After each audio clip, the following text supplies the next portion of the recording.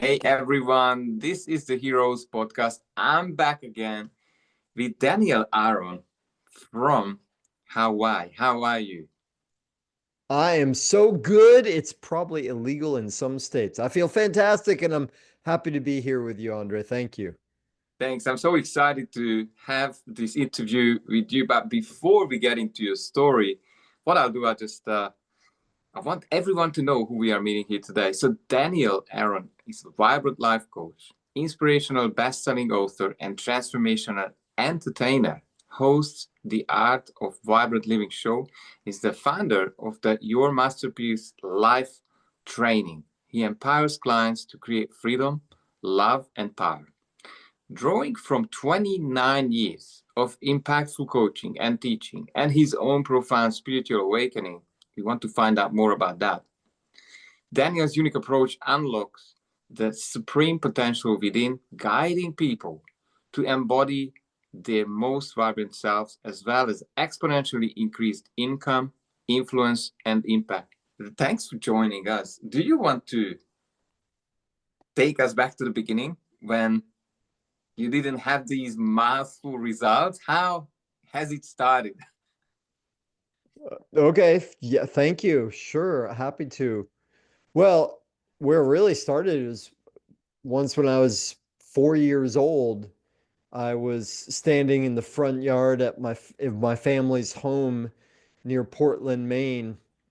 Hot, dusty summer day, and in the house I could hear my family doing their usual things, my mother and my father, my siblings yelling and screaming. Sometimes my closest sister Casey would be out in the yard talking to me, distracting me.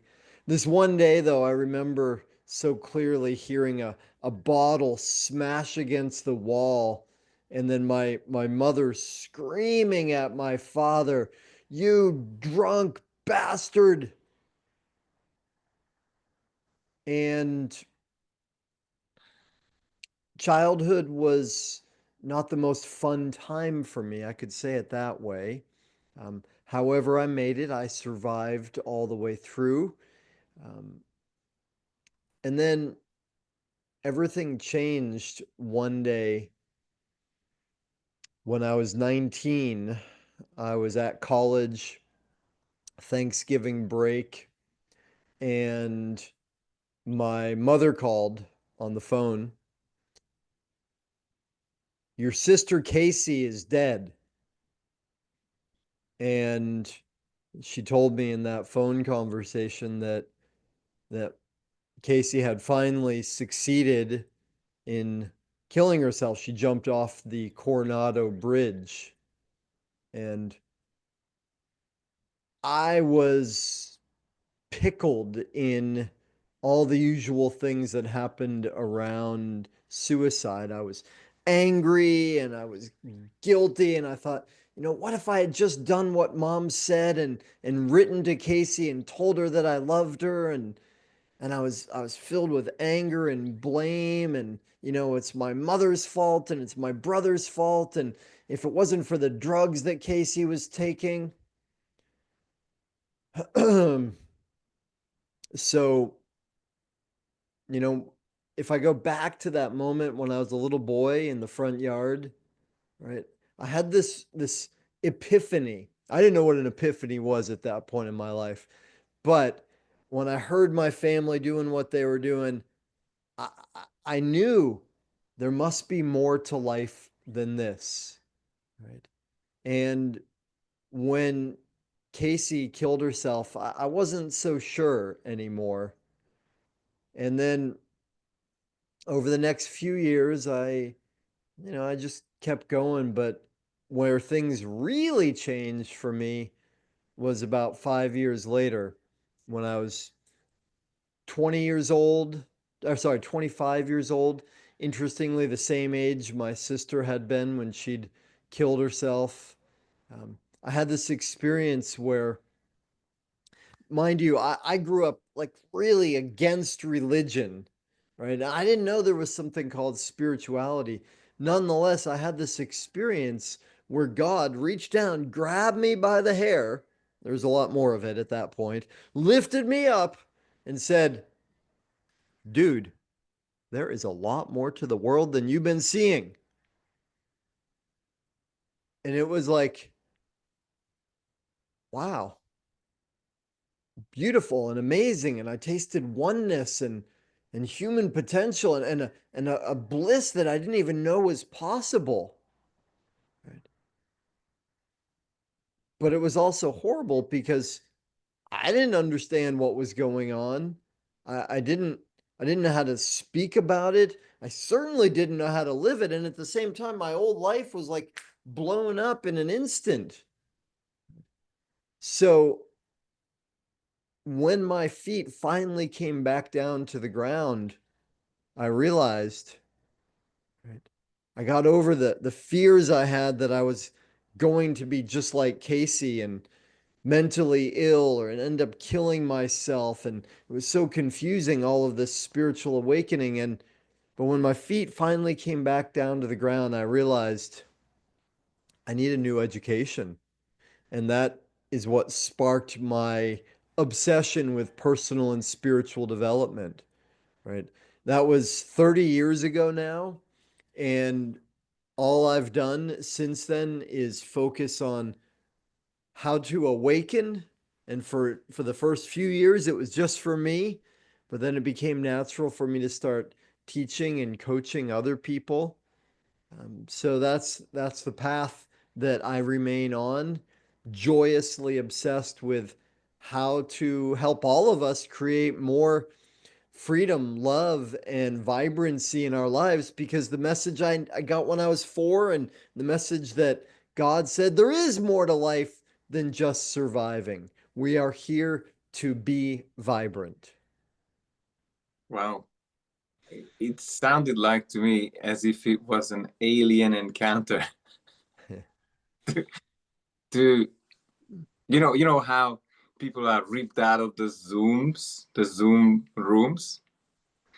That's the picture I've seen when you said that. Then you being shown another reality, and is that driving you now to show something like that to other people? 100%. Yeah.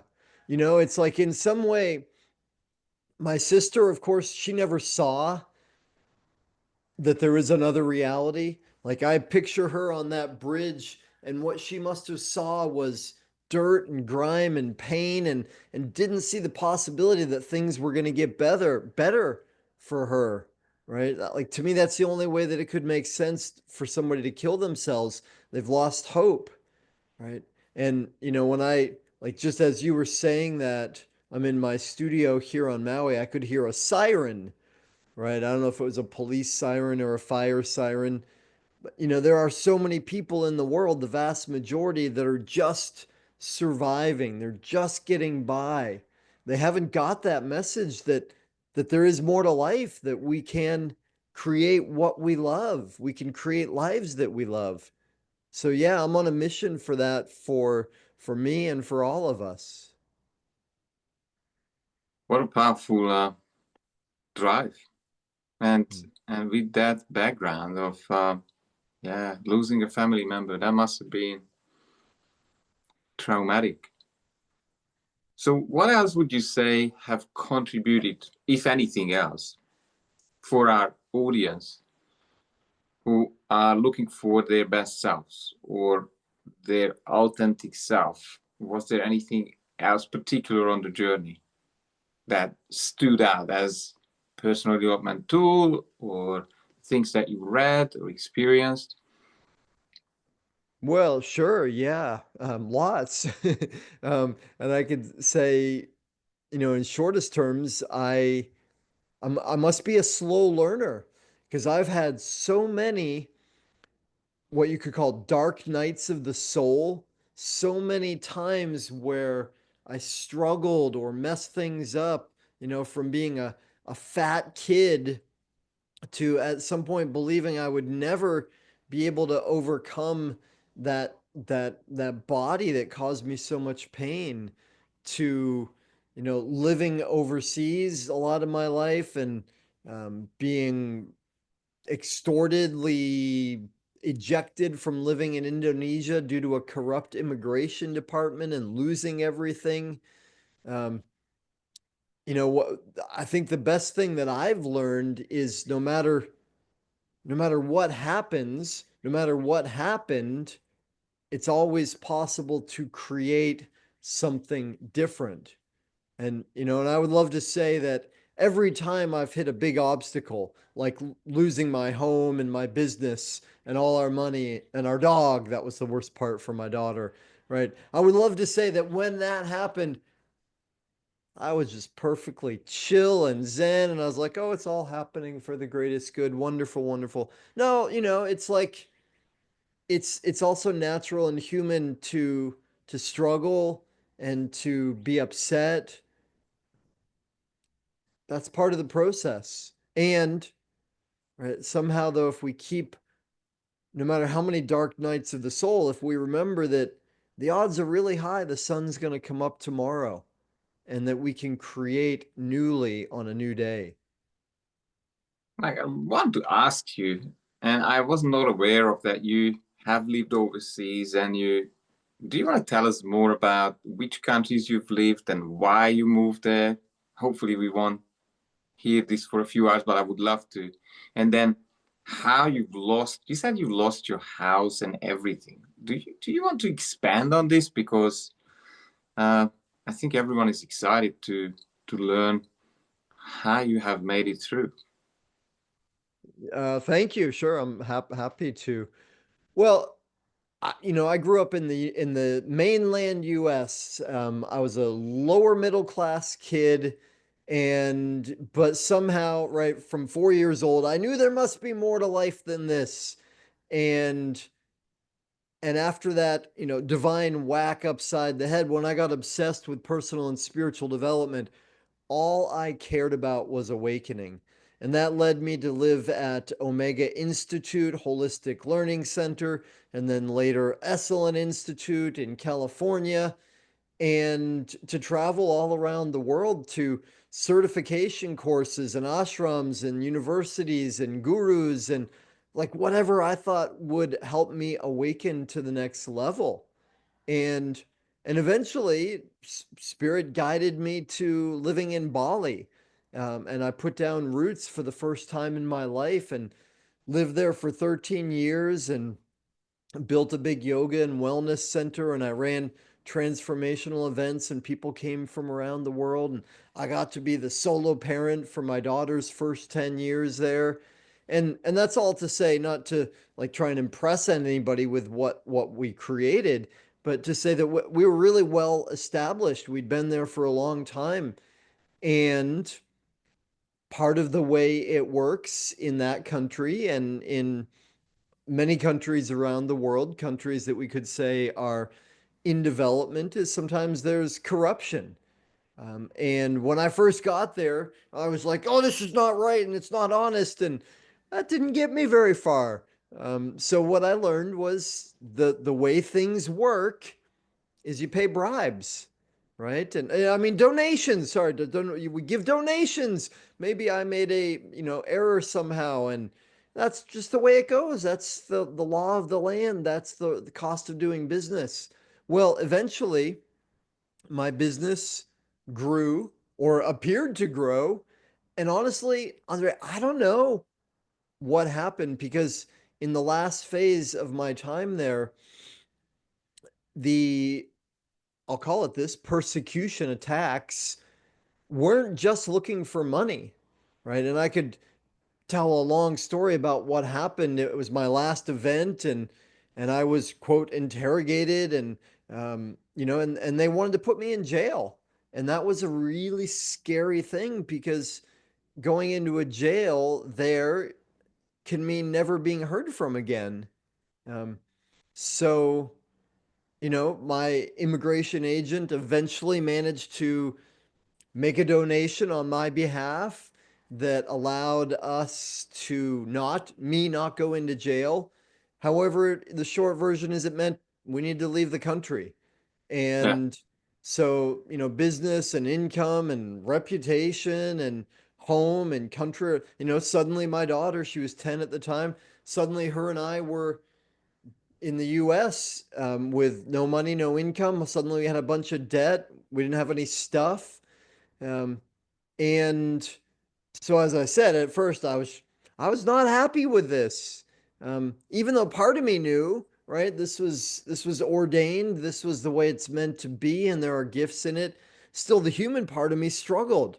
And I learned this expression in Chinese medicine. It's said that a house fire where nobody is hurt is considered a blessing. Now, that's something that I have to be cautious about. I choose to be cautious about. On the island where I live right now, we had massive destruction from fires just over a year ago. In LA recently, there have been incredible fires that have caused so much pain and damage for people, right? So it's not something to say to someone who's in the midst of that. However, I did come to realize that the blessing of that, and it wasn't a literal fire for us that caused us to lose everything. However, it's very easy to get attached. And certainly I had gotten attached to stuff and a life and security and spirit, or my higher self or God, or however we want to say it, said, dude, time to shake things up, time to release that. There's more for you to be and do in the world, more for you to grow into and contribute. So that's the, believe it or not, that's the short version of what happened. Well, what an awakening this must have been. My first thought was, how come you didn't have a chance to sell, I don't know, sell the business or somehow? But obviously, if you were the black crow or you've been a public enemy in that country, then they must have confiscated all your assets, I guess, and starting off from nothing. I don't even know what to say. Like, how could one handle such a loss? And why it's a bit personal, I want you to understand. Hmm, Because I was looking at moving to Bali, but hmm. it wouldn't be the first story. There was an Australian, probably 10, 15 years ago. There was some drug use or something like that, and I think he had a death sentence. So Australia could not do anything with Indonesian law, and then yeah, he was done, and there was no chance for lawyers, no any type of legal, yeah, whatever Australia has tried to do, nothing has worked. I mean, I know it's not part of your story, but what would you suggest to someone who is looking to move to a third world country like Indonesia? And I know some coaches and consultants living in Vietnam, Thailand. I'm not too sure how different they are. What would you think is an ideal first careful steps, if there is a chance at all to secure themselves? Well, I have thought about this a lot. I've lived in a lot of different parts of the world. And it's worth it, I think, for me to also point out, like, what I experienced for me felt traumatic and scary. And right, there are people that are experiencing right now so much more devastation and pain and loss, right? And there are people right now who are experiencing incredible trauma, but it wouldn't look like being in a war zone or a fire, right? So everybody's experience is unique, and the challenge, the setback, the darkness, the dark night of the soul is unique for everyone. However, and I firmly believe that we are all part of why we are here on earth and in these meat suits is to learn and grow right, to experience our divine potential. And for some of us, we need challenges and heavy challenges in order to to learn and grow and become the lightness that's possible. Um, so having said that, I will speak a little more directly to what you were asking about. And the first thing that comes to mind, the part of, let me see if I'm getting your question, is where to live in the world, right? If somebody wants to be an expat, maybe, or experience living in a different country, which I say is awesome, right? Something that I've said for a long time. Two important things for everybody to do in life is be a waiter or a waitress, right? Be a server in a restaurant. Like everybody should do that. I don't want to shoot on anybody. However, to understand what it's like to be in service, right? And to be in that role, it's really valuable. The other is live in a country where we are not the majority, right? To go out of our comfort zone to the degree that the way we have grown up is not the way it is here. Like that's so powerful. You know that because you've done that, right? And I come from the country that is most travel phobic in the world, right? The percentage of Americans, United States citizens that don't even have passports is astronomical, right? So, last thing I'll say, I remember an interview with, oh gosh, I'm not sure I'll remember his name right now. He wrote a great book called oh my gosh, the book title even something like the international or the world entrepreneur, right? And the nomad entrepreneur, something like that. And he had traveled and lived all around the world. He's a great investor and entrepreneur, and he's a super successful guy. He was being interviewed with Robert Kiyosaki, works with Robert Kiyosaki, and so people say to him all the time, "Where should I live?" And I love the piece of advice I got from him, which is go where you like the way they treat you. Right? Go Hmm. where you like the way they treat you. And and that's different depending on who you are, what you're doing, the way you carry yourself, and the place and the time, right? Because even Bali now is very different than it was 20 years ago when I moved there, right? And the same is true for Maui, where I live now. It's different now than it was 50 years ago. It's always going to be that way. Yeah, I guess change is ongoing, 365 days a year. So even if it resonates now, and we all have this spiritual path, I guess things can challenge us. And my question is, if you look at humanity as we evolve, would you say we only get so much that is just okay to handle and find a way to bear mentally and emotionally? Would you say, or there is, how do you see this, the cross that we all carry? Hmm.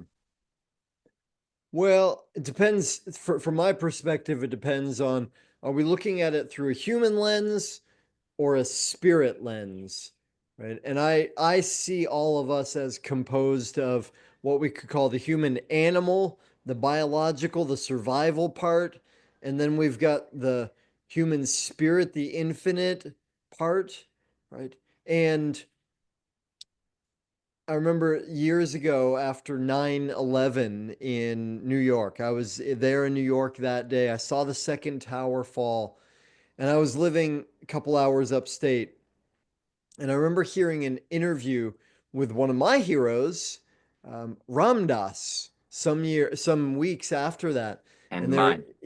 yeah, one of your heroes too, right? So Ram Dass was being interviewed, and they said, what do you think about this horrible tragedy in New York? And his response was, there's no tragedy, there's no problem, right? Yeah, from the human perspective, we can see it that way. from the spirit perspective, it's these are infinite souls that are not dead, they're not born, right? Everything is happening perfectly. So from one perspective, I say we're always getting what we can handle for our growth, for our potential. Nothing is impossible. From the human side, right? When somebody's suffering, I don't say, hey, a house fire is a blessing. No, I say, oh man, how can I help? Right? My heart opens and I want to help anybody.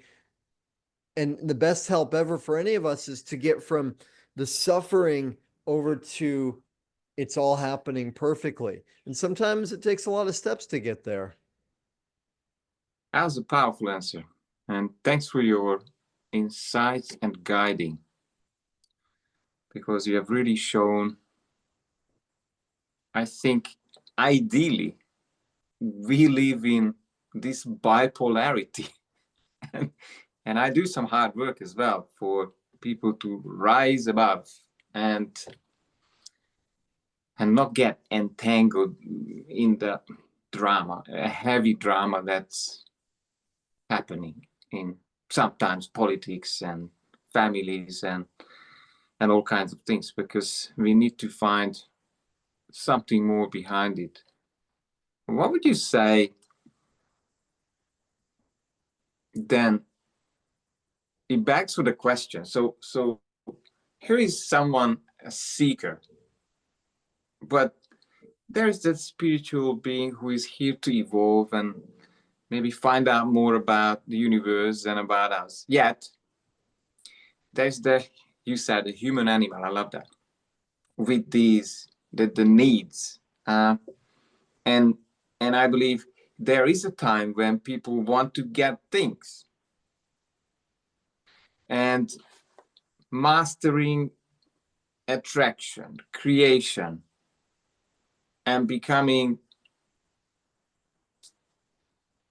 a creator. How does that happen? Help us. How to create, how to become a creator? Mm. Yeah, right. I mean, that's what we're here for. The fact that we are alive means we are always creating, right? It's inescapable. It's part of just being. And that's really the key. If I jump ahead, right, we are always creating based on who we are being. So I'll give you a quick model, something that I love, guides my life. I use it with clients and students all the time. It's a little framework, a model I call the river of causality, right? And here's the thing, right? Everybody wants results, right? And right, yes, somebody wants a new house, somebody wants to manifest a relationship, somebody wants more money, more clients, somebody wants to transform their physical. Everybody wants results, right? So then, what is it that must always precede results? If we go upstream from results, what comes before results? Are you asking me? Sure, why not? You're here. Absolutely. We need a proper self-image in my teachings, beliefs, and I guess the emotional drive towards the things. So there's less self-sabotage happening. But help us. I want it from you. Yeah, well, I love what you said, right? And there's no wrong answers with this because it's true. And we'll get, in some way you went further upstream, which I love. However, it's also possible to have great beliefs and a wonderful self-image and do nothing and get nothing, right? And this is one of the problems that happens in the new age or manifestation world. Says it just visualize, imagine, and then the red bicycle, the purple Corvette's just going to drive up. Like, well, maybe, I don't know. I believe there are masters that really can just like feel, imagine something, and boom, it shows up. But most of us, right? No, we actually have to do something. Right. So before results comes action, right? We need to be involved doing something, right? So then if we say, all right, I can get behind that, that makes sense. Say, okay, well, let's go upstream from there. Go up the river from action. What is it that determines our action? If I act or don't act, or if I do act, is my action effective or ineffective? Right? So if I'm a salesperson and I'm selling a widget that I think is overpriced and nobody wants, and in fact, and if I think that people aren't going to like talking to me, well, I'm probably not going to actually call anybody, right? And if I don't call anybody, nobody's going to know about it. However, if I believe this is a good thing and people want to talk to me, well, then I'm more likely to actually call, right? So if we go up from results to action, what is it that determines our action? Well, it's our thoughts and our feelings, and feelings and thoughts are connected, right? Our thoughts are part of the language that we have, right? So upstream from actions, we got thoughts, feelings, words. And then, since we are wise, we take another step further up, go to the source of the river. And that's really, I think what you were pointing to, I call it being, who we are being. We could call it identity. I think you said something like self concept, right? And because who we are being determines our thoughts, right? So if somebody is loving, right, they don't have to practice or think about how to love. That's just what comes out of them, right? So the reason I bring this model forward, this river of causality, is because if we want to change the results in our life, if we want to create something, the highest leverage is up here in who we are being. Right? And a lot of people get lost down here in, I'm going to do this and do this and do this and change this and this strategy and this tactic. But up here, who they're being is, it's never going to work out. I suck. Life is unfair. Well, that's always going to infiltrate. And it's like we can spend a lot of time cleaning up a river down here. However, if the pollution is happening up here, it's just going to keep happening. That's a wonderful example. I never heard that one. Polluting the river. I could call it creation constipation. It came to me now. But yes, and I think you've really shared the part that is the surface, but it's a very important part of the surface is probably consistency, taking action, and maybe habits that should translate from who we are being. And ideally, if there is alignment, the easiest way to just show up and do our work in the world. Um, is there anything else that you wanted to share, or shall I just go ahead? I get excited. I can talk about this stuff until the cows come home. So please, you continue. How can I be of best service to you and your audience? There was one more thing that I believe is a common trap, and those are, and it was my trap certainly for about 5 or 6 years. Affirmations. Hmm. Hmm. What would you say? What is the hook? How people mess it up, and what could they do? Yeah, well, sorry, go ahead. Was there more? They do different. Well, affirmations are tricky, right? So bottom line, like I'm a philosopher, I'm also practical, I'm a pragmatist. So I say, whatever works, as long as it's not hurting anybody, whatever works, awesome. So then the question for me goes to, well, do affirmations work? And maybe it depends, right? However, a lot of the time, and there's been a bunch of research that proves this out, a lot of times, not only do they not work, they actually make things worse, right? And the reason is because So affirmations, what does it mean? We're affirming what we would like to be true that is not true, right? And so people say, I am wealthy, I am sexy, I am fit, whatever the thing is that they would love to create. However, what happens for a lot of people, maybe most, is we say, I am wealthy, I am sexy. And then another little voice over here goes, you are not. Nuh-uh. Right? And so the result is, I am this. This other little voice goes, you're lying. It's not true. So not only does this not become true because the other voice knows we're just trying to fool ourselves, we also have to conclude not only is this thing not true, I'm a liar, right? So it actually puts us further back. People feel worse about themselves. That's what the research shows often, right? And one of my mentors, Steve Hardison, he calls this putting frosting on poop, right? Putting frost, and you could call it. I like to think of it as there is a value in imagining, creating, even declaring, right? And this is something that I work with for myself and with my clients.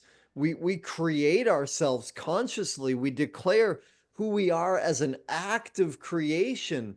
However, it needs a solid foundation, right?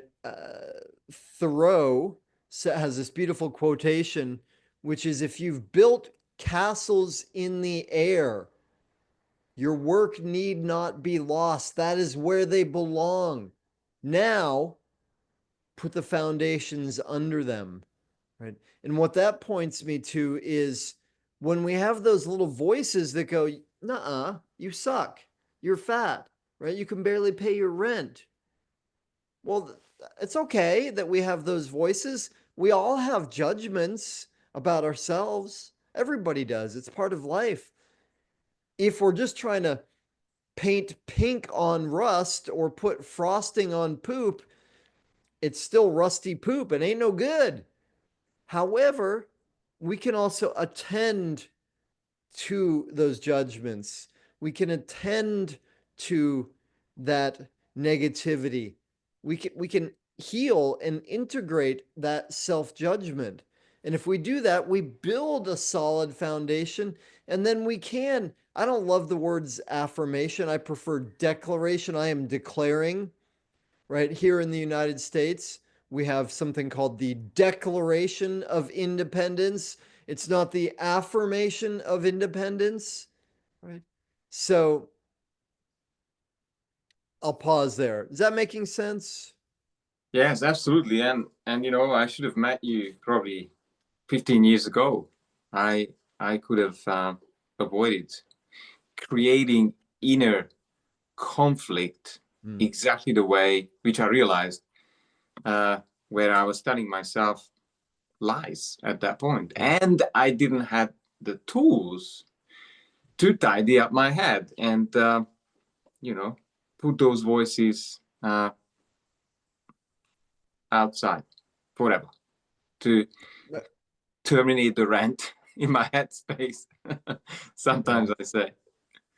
Uh, so, Daniel, where do we find more about you? Do you have a website? What's the easiest to follow you, to get engaged, whatever you do? Easy peasy. Yes, I have a website, danielaaron.com, DanielAaron.com. I am also in the land of social media. I'm in a bunch of those typical places. I don't necessarily do a whole lot of engagement. However, I love sharing and teaching, so I'm putting out things that I hope are helpful to people often in those places, and I respond to messages and comments in all those places.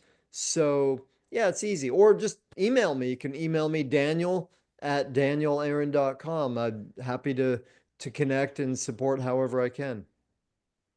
Fantastic. I have seen some of your yes, your shares, and they're very highly valuable, I believe, and Hmm.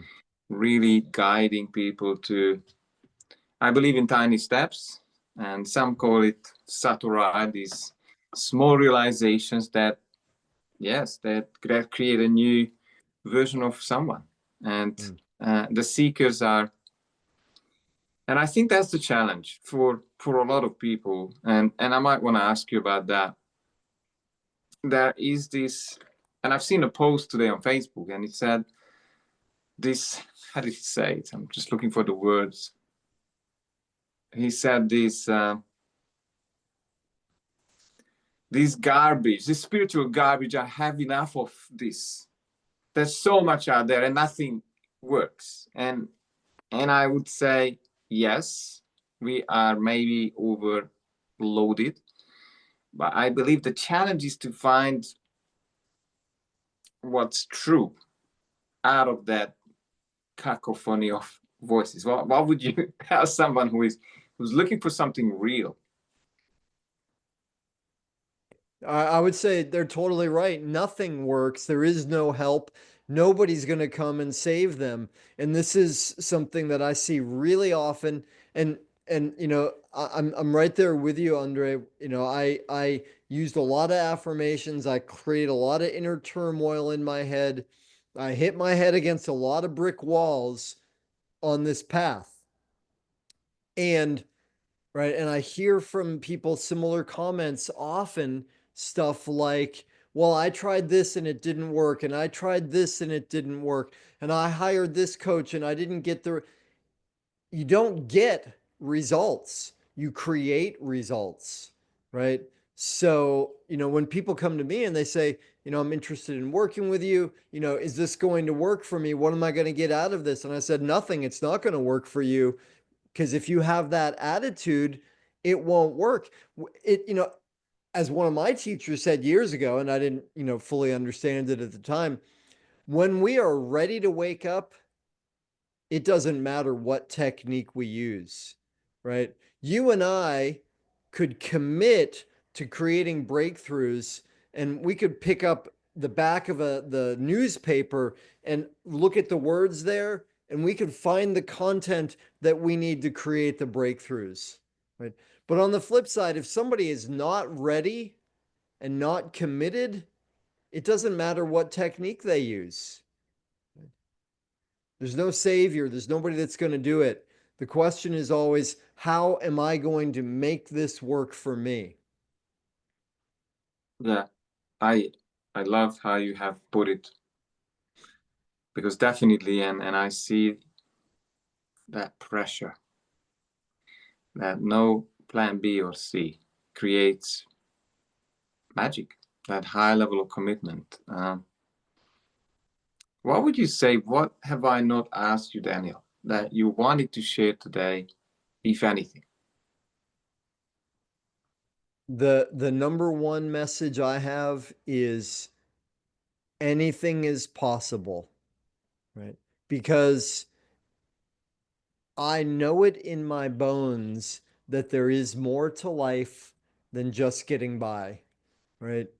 You and me and everybody watching or listening here, we are divine beings, infinitely capable of creating anything and everything we want. Right. And it's not just believing that, there's action required, there's commitment that's essential. And I just give my fullest encouragement to not give up, to not settle, right? Whatever you, as Goethe said, and I keep the quotation on my desk all the time, whatever you dream of, whatever you can do or think you can, begin it. There is genius, magic, and boldness in beginnings. Oh, I changed the quotation around, right? Something like that. I paraphrase, but it's to say that whatever you dream of, you can do it, right? Start, commit, go for it, right? Connect with Andre, get support, watch podcasts, whatever it takes. You are infinitely capable and your dreams are possible for you. Wow. Thanks very much. I will keep resharing this episode because there has been a gold mine between your words. Thank you very much. It's been a special time with you. Well, you're very kind. I'm so appreciative for the chance to be with you and your audience, and I love what you're doing with your work in the world and guiding people and helping people to break free of pain, right? And what you're doing with this podcast. It's really an honor to be here. So thank you. Thank you. And see you soon on the journey.